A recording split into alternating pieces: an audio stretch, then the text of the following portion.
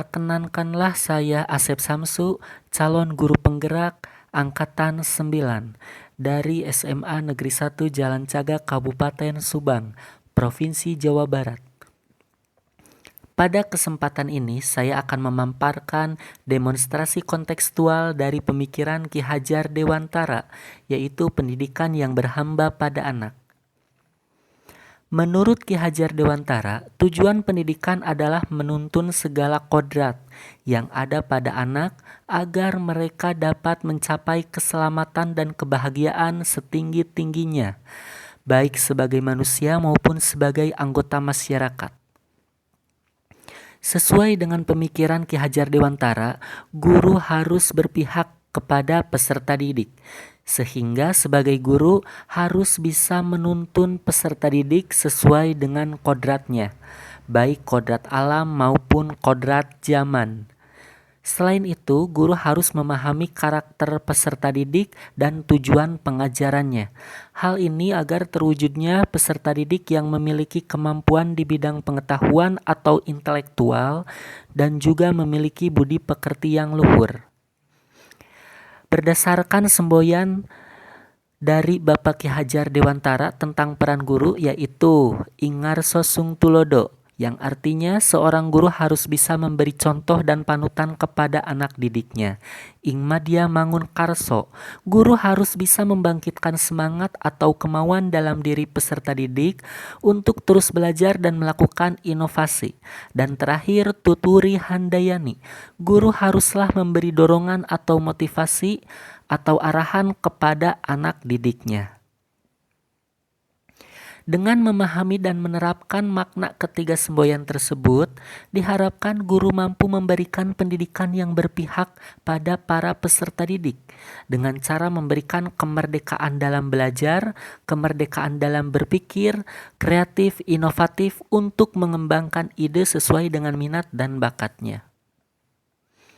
Dalam mengimplementasikan pemikiran Ki Hajar Dewantara tersebut, sekolah kami saat ini menerapkan kurikulum merdeka. Pada kurikulum merdeka, capaian pembelajaran, alur tujuan pembelajaran, dan modul pembelajaran yang disusun oleh masing-masing guru mata pelajaran disusun dengan memilih metode pembelajaran, model pembelajaran, teknik pembelajaran, bahkan taktik pembelajaran yang berorientasi kepada para peserta didik. Selain itu, penyusunan lain yang harus diperhatikan diantaranya adalah penyusunan lembar kerja peserta didik LKPD yang menarik, yang membuat minat dan bakat siswa. Lalu pembuatan media pembelajaran, pemberian ice breaking, serta menyediakan berbagai sumber pembelajaran baik buku sumber cetak maupun buku sumber elektronik.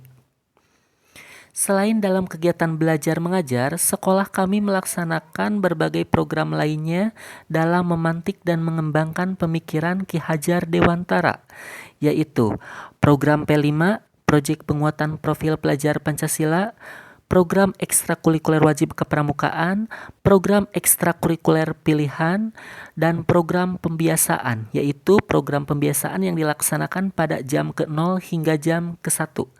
Program tersebut diantaranya adalah program gerakan literasi sekolah, program ajang pencarian minat dan bakat siswa, sholat duha, tausiah pagi, dan juga senam pagi.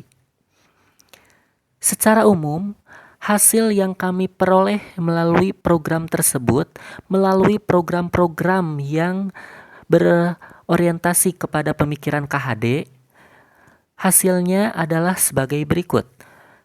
Peserta didik aktif dan menjadi pemeran utama dalam kegiatan belajar mengajar. Peserta didik mampu berkomunikasi dengan baik kepada guru maupun kepada sesama teman. Peserta didik terbiasa menerapkan 5S, senyum, sapa, salam, sopan, santun. Peserta didik memiliki rasa tanggung jawab, gotong royong, kerjasama, inovasi, dan kreativitas baik dalam kegiatan belajar mengajar, kegiatan eskul, maupun kegiatan keseharian di dalam lingkungan sekolah. Lalu yang tak kalah penting, peserta didik memiliki kepemimpinan atau leadership, dan peserta didik pun mampu berpikir kritis serta berwawasan global. Dalam pelaksanaannya, kami menghadapi beberapa tantangan, yaitu diantaranya masih rendahnya minat dan motivasi peserta didik dalam mengikuti program-program sekolah. Yang kedua, kemampuan guru yang masih belum menyeluruh. Yang ketiga, kurangnya sarana prasarana yang menunjang proses KBM, seperti keterbatasan bahan bacaan, ketersediaan sinyal internet bagi para peserta didik, juga ketersediaan proyektor di dalam ruangan kelas, dan jumlah peserta didik dalam kelas tergolong gemuk. Dan terakhir, kebiasaan peserta didik menerima materi secara instan menjadi tantangan karena hal inilah yang menyebabkan ketidakaktifan peserta didik dalam proses KBM. Tantangan-tantangan tersebut haruslah dicari solusi yang tepat agar terciptanya pendidikan yang berhamba kepada para peserta didik. Beberapa solusi diantaranya adalah yang pertama, penggunaan model atau metode pembelajaran yang berorientasi kepada peserta didik sehingga peserta didik menjadi pemeran utama dalam proses kegiatan belajar mengajar. Yang kedua, guru harus mengikuti berbagai pelatihan atau seminar atau workshop, baik secara daring maupun luring, untuk dapat mengembangkan keterampilan dan menguatkan pemahaman tentang pendidikan yang berhamba pada peserta didik. Dan yang ketiga, peningkatan dan pengadaan sarana prasarana dalam menunjang proses kegiatan belajar mengajar. Akhir kata, saya ucapkan terima kasih. Mohon maaf apabila pada video ini masih terdapat berbagai kekurangan. Terima kasih. Salam guru penggerak. Wassalamualaikum warahmatullahi wabarakatuh.